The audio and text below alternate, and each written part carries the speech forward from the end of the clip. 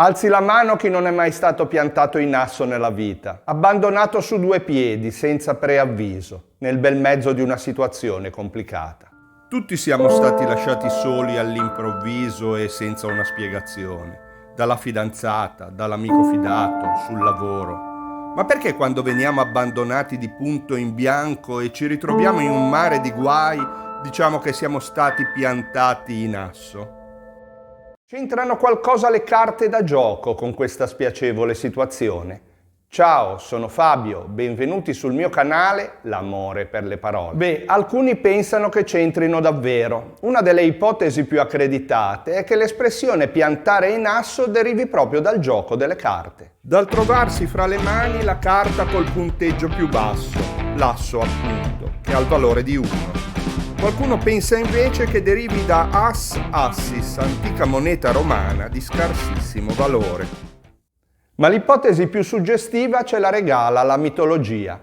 Perché? In che modo nasce dal mito l'espressione piantare in asso? Scopriamolo insieme.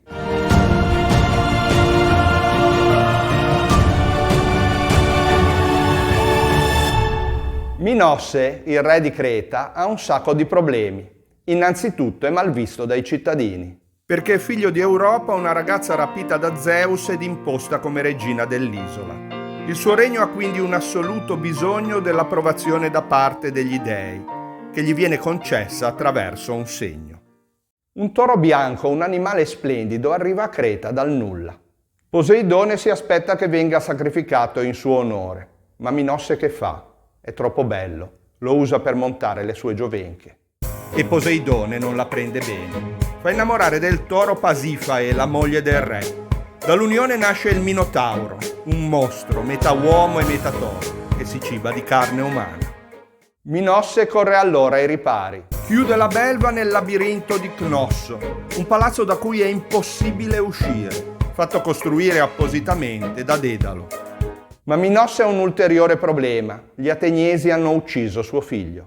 Il re pretende da Atene 7 ragazzi e 7 ragazze da dare in pasto ogni anno al Minotauro. Così Teseo, figlio del re di Atene Egeo, parte per Creta. Deve porre fine a questa barbarie. Riceve dal padre 2 ordini di vele, quelle nere per il triste viaggio fino a Creta e quelle bianche da issare al ritorno se la sorte sarà stata benigna. Teseo, arrivato a Creta, viene rinchiuso con gli altri nel palazzo di Cnosso.